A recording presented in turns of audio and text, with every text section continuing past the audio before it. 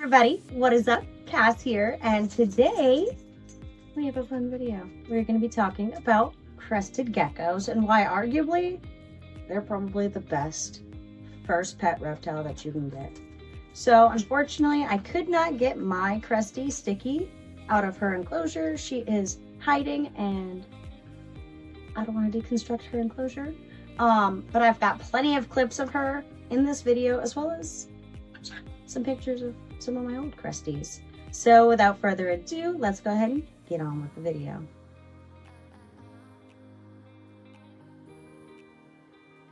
So first things first, back to my statement. I think that crested geckos are probably one of the best first pet reptiles that you could probably get. Now, with that being said, any pet is going to be a commitment. Most pets can live at least 10 years. There are some exceptions. But for the most part, it's going to be a couple year commitment, at least with most animals. However, crested geckos, with just normal, basic, average pet care, good quality, keeping it clean, feeding them regularly, they can live 15 to 20 years. And when you up your care to advanced level and just keep it sterile and clean and overall have just exceptional care, they can well exceed 20 years. My oldest crested gecko, he was 23. So that's just to put it in perspective. They can live quite a while. So if you get one now, you could probably have it just around 2050. So that's just something to put into perspective. It's a very long commitment with these animals. But another fun fact is, like most gecko species, these animals can drop their tail when they are frightened or when they are injured. Unlike most gecko species, however, they don't regrow their tail. So once their tail is gone, it's gone for good. And that is where the term frog butt came from. It's a very loving term. Don't get it twisted. Frog butts are very, very cute. But that's also something to keep in mind, that these guys, it's not common for them to have their tail for the entirety of their life. Something spooks them. It could be something as simple as the door slamming or a thunderstorm or something silly like that. Or maybe they get their tail stuck in the cage door. Accidents happen. But that is something to think about. So always use caution with the tail.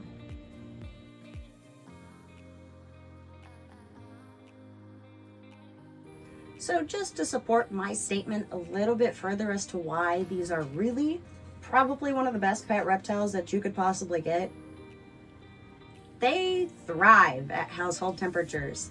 These guys are from New Caledonia, and typically the average year-round temperature is going to be around 80 degrees for them. That's average. You don't really need to have any sort of fancy heat pad or anything like that. The heat that, say, a UVB bulb produces should be enough for them, unless you live in an ungodly cold environment like I do here in New England. But my house is heated, thank goodness. But another thing that I want to add about them is they are super duper versatile and super adaptive. They can live in both sterile, cheapy, large bin enclosures that are just paper towels and, you know, poles and decorations and stuff like that, but they can also live in bioactive, and they thrive in both. They thrive very well in both. They can live exceeding 20 years in either. So with that being said,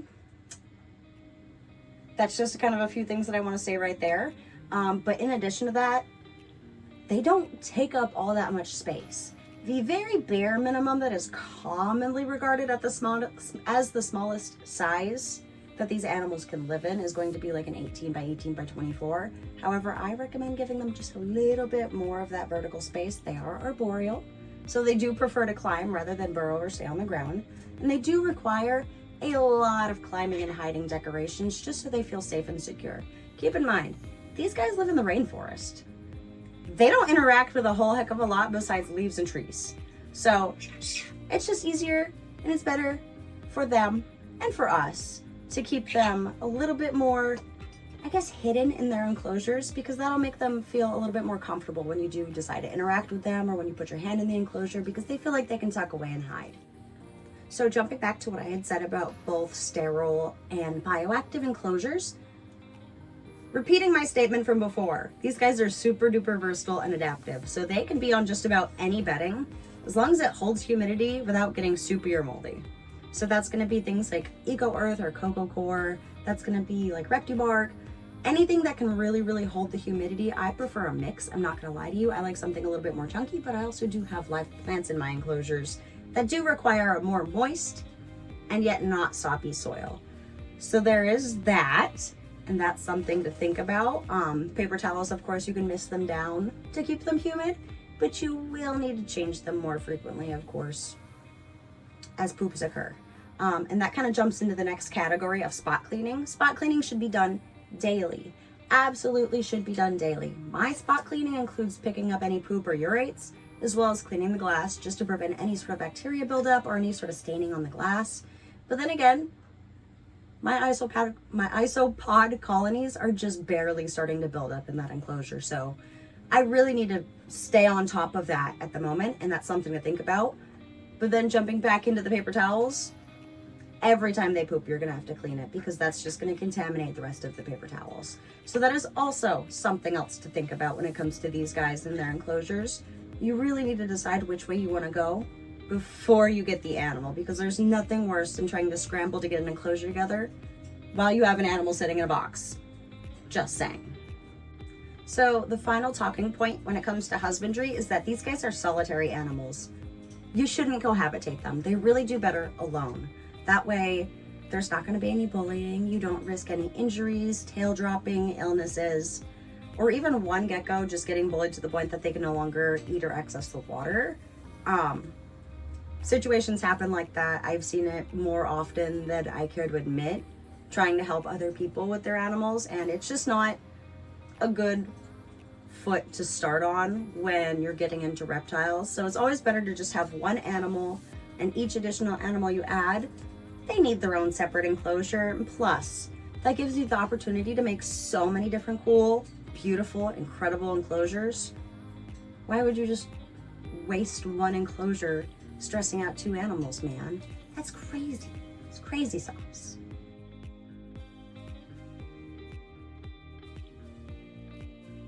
All right, so the next category, I guess, is going to be about their diet. And these guys are really cool. These guys are omnivores, but they are a fruit-dominant omnivore, which is absolutely crazy that these kind of animals, these kind of reptiles, even exist. But here's the crested gecko to steal the spotlight. So yes, these guys do primarily eat fruit in the wild, but they do occasionally snack on insects. So about once a week is how often I'll give my girl in the other room some buggies. Typically I'll feed her either mealworms, crickets, or dubia roaches.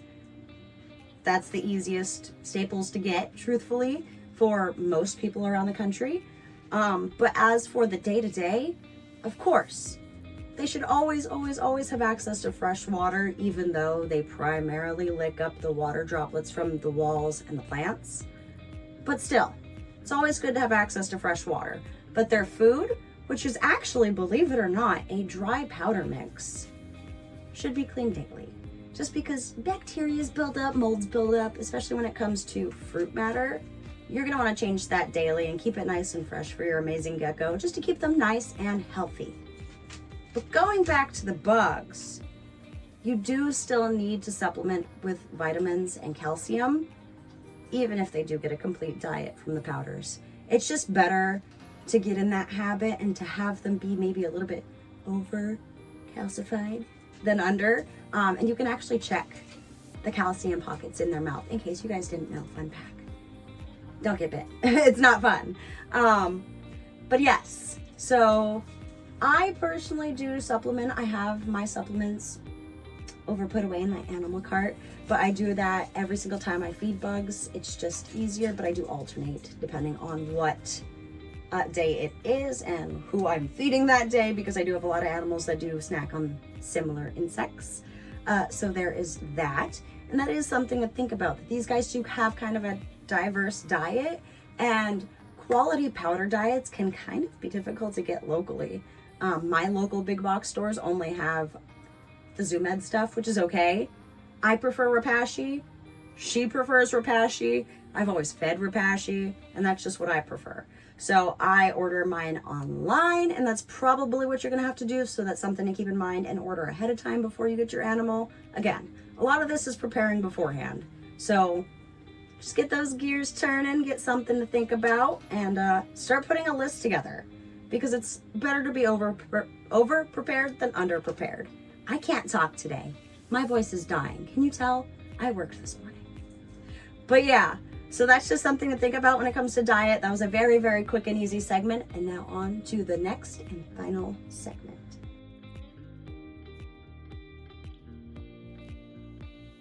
So the final segment is going to be handling, and I'm kind of disappointed I couldn't have my gecko out here to handle her for you guys, but that's okay. She's not too fond of it anyway, but that is the exception to the rule, let me tell you. She is the first crested gecko I've had that is not fond of handling. For the most part, these animals are insanely easy to tame down, especially if you had them from a young age, like a hatchling or maybe a little bit bigger. Insanely easy to tame down. They tame down within a few handling sessions. Some, however, like my beloved Sticky, will always remain wild children who jump at nothing and scream and throw temper tantrums. And that's just the temperament sometimes. You can't really take the animal. You can't take the wild out of the animal, I guess is a good way to put it.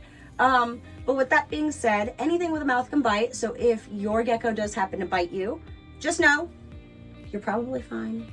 You don't need to go to the emergency room in most situations. Just make sure you keep your wound clean. And that's pretty much it. Keep it clean and dry. And they're not venomous or anything like that. So it's not going to be any situation where you have to worry about getting really, really hurt. Just keep in mind that they do have some pretty crazy bacteria in their mouth, and you do really need to keep that wound extremely clean. And then also, there was the fact I'd stated earlier, oops, sorry Angus, where they do drop their tail if they're spooked or injured. So that is also something to think about. Don't pull on the tail, don't squeeze them, don't trap them. Just be nice to your animal. A little bit of, comfort is okay. Don't pull the legs, don't pull the fingers, don't pull at the eyelashes. Just treat your animal with respect and kindness, and for the most part, you'll be golden. But with that being said, there's not a whole heck of a lot else to talk about. These are some of the crazy, easiest animals that you could possibly ever own. And I'm gonna die on the hill that they are probably one of the best. Not gonna lie. So with that being said, hope you liked the video. Thank you so much for watching, and I hope you guys had a great holiday, and I'll see you in the new year. Bye now.